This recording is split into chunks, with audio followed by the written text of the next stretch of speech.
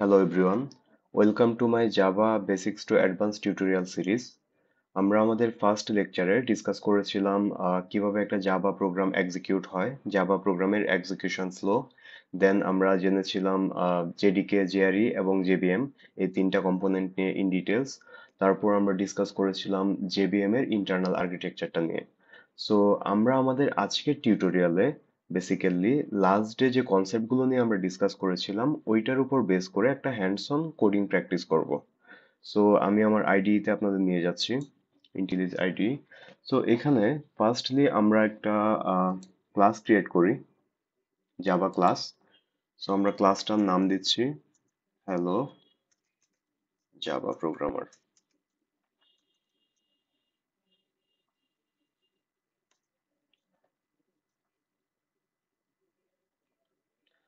So আমরা আমাদের ক্লাসটা লিখে ফেললাম, হ্যালো জাভা প্রোগ্রামার। সো আমাদের এই কোডিং সেশনটাতে আমরা বেসিক্যালি দেখবো যে কম্পাইলারের মাধ্যমে ডট ক্লাস ফাইলে কনভার্ট করতে পারি, দ্যাট মিন্স বাইট কোডে কনভার্ট করতে পারি, এবং এই বাইট কোডটা জেবিএম দিয়ে কিভাবে এক্সিকিউট করে আমরা আউটপুট জেনারেট করতে পারি। সো আমরা আমাদের জাভা ক্লাসে মেইন মেথডটা লিখি, static void main. Okay, so public static void main এইটাকে বলা হয় হলো বেসিক্যালি জাভার এন্ট্রি পয়েন্ট। দ্যাট মিন্স আমার জেভিএম এই মেথড থেকে তার এক্সিকিউশনটা শুরু করে। সো এইখানে আমরা যে কিওয়ার্ড গুলো দেখতে পাচ্ছি like public, class, static, void, আমরা গ্র্যাজুয়ালি আমাদের পরবর্তী লেকচারে এই সব কিছু ডিটেলস এক্সপ্লেন করব। সো আমরা সাপোজ আমাদের এই প্রোগ্রামের মাধ্যমে আমাদের কনসোলে কোনো কিছু প্রিন্ট করতে চাচ্ছি। সো আমরা লিখছি system dot out dot প্রিন্টএলএন। Suppose আমরা আমাদের কনসোলে প্রিন্ট করতে চাচ্ছি hello programmers,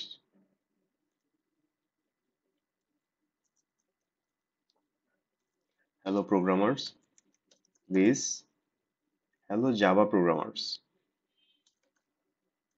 hello Java programmers please subscribe to my YouTube channel. So আমরা এই প্রোগ্রামটার মাধ্যমে hello Java programmer please subscribe to my YouTube channel এই টেক্সটটা কনসোলে দেখতে চাচ্ছি। দ্যাট মিন্স আমাদের যখন এই প্রোগ্রামটা এক্সিকিউট হবে আমরা কনসোলে এইটাকে প্রিন্ট করে দেখতে পারবো। সো ফার্স্ট আমরা কি করব, আমাদের ডট জাভা ফাইলটাকে জাভাসি কনসোল কম্পাইলারের মাধ্যমে কম্পাইল করব এবং সেটাকে ডট ক্লাস ফাইলে কনভার্ট করব। তো কিভাবে সেটা করতে পারি, আমি আমার কনসোলে চলে যাচ্ছি। কনসোলে আমি সাপোজ একটা কমান্ড লিখছি জাভাসি, দেন আমার ডট জাভা ফাইলটার নাম hello Java programmer dot Java. So এই কমান্ডটা যখন এক্সিকিউট হবে, এখানে জাভা সিটা হলো জাভা জাভার কম্পাইলার যেটা জেডিকে আমাদের প্রোভাইড করে। সো জাভা সি কম্পাইলারের মাধ্যমে আমি আমার ডট জাভা ফাইলটাকে কম্পাইল করছি। দেন আমাদের আসলে আউটপুটে কি হওয়া উচিত, একটা ডট ক্লাস ফাইল জেনারেট হওয়া উচিত। সো দেখি, এন্টার। ওকে, সো এই যে আমরা দেখতে পাচ্ছি আমাদের সোর্স ফাইলে একটা ডট ক্লাস ফাইল ক্রিয়েট হয়েছে যেটা basically byte code. So JVM এই বাইট কোডটাকে এক্সিকিউট করে মেশিন কোডে কনভার্ট করে, মেশিন কোড কি 0 আর 1 যেটা কম্পিউটার বুঝতে পারে। দেন সিপিইউ এই মেশিন কোডটা রিড করে এবং আউটপুট জেনারেট করে। সো আমরা এখন কি করব, আমরা এই ডট ক্লাস ফাইলটাকে জেবিএম এর সাহায্যে এক্সিকিউট করব। সো কিভাবে করতে পারি, কমান্ড লাইন থেকে জেডিকে আমাদের একটা কমান্ড লাইন টুল প্রোভাইড করে জাভা, যার সাহায্যে আমরা জেবিএম কে লঞ্চ করব এবং এই ডট ক্লাস ফাইলটা এক্সিকিউট করব। সো এক্সিকিউট করার পর সে এটাকে মেশিন কোডে কনভার্ট করবে। সো আমরা কমান্ডটা লিখি জাভা হ্যালো জাভা প্রোগ্রামার। এটা হলো আমার এই ডট ক্লাস ফাইলটার নাম। সো আমরা এই কমান্ডটা লেখার পর এটা এক্সিকিউট করি। ফাইন।